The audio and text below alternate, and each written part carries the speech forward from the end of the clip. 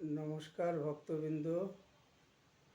সর্বপ্রথমে সকল ভক্তবৃন্দ আমার প্রণাম গ্রহণ করবেন।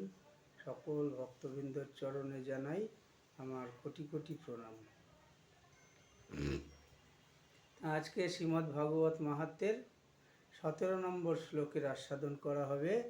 আর এই 17 নম্বর শ্লোকে বলা হয়েছে অভক্তাং স্তাংশ্চ বিজ্ঞায় ন দদৌ কথামৃতম শ্রীমদ্ভাগবতী বার্তা শিরোনাম অপি দুর্লভা।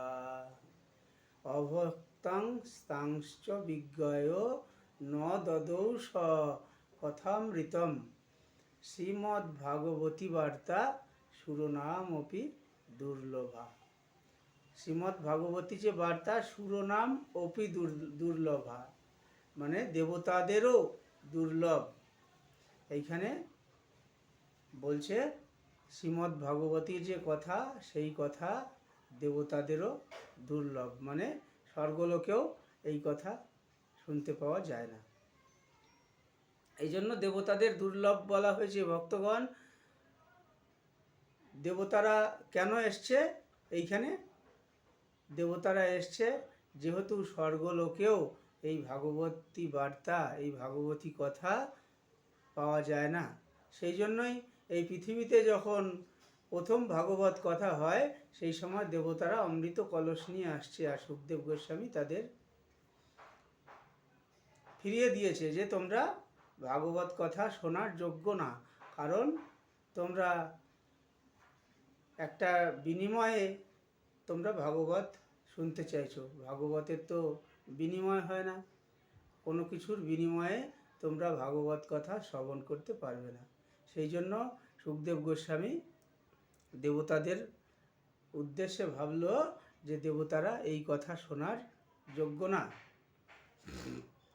তাই এই দেবতাদের ভক্তিহীন দেখে সুখদেব গোস্বামী করল কি, দেবতাদের ফিরিয়ে দিল যে তোমরা ভাগবত কথা শোনার যোগ্য না, তোমরা ভাগবত কথা শুনতে পাবে না। এই ছিল 17 নম্বর শ্লোকের অর্থ, যে দেবতাদের ভক্তিহীন দেখে সুখদেব গোস্বামী দেবতাদের ভাগবত কথা শোনার যোগ্য মনে করলেন না। তিনি সেইখান থেকে তাদের চলে যেতে বললেন যে তোমরা এইখান থেকে চলে যাও। এই ছিল 17 নম্বর শ্লোকের অর্থ। তা ভক্তগণ, এই 17 নম্বর শ্লোকের অর্থ হলো, এর পরের দিন 18 নম্বর শ্লোকের অর্থ আমি বলবো। তা হরে কৃষ্ণ কৃষ্ণ কৃষ্ণ হরে হরে, হরে রাম রাম রাম হরে হরে, হরে কৃষ্ণ কৃষ্ণ কৃষ্ণ হরে হরে, হরে রাম রাম রাম হরে হরে।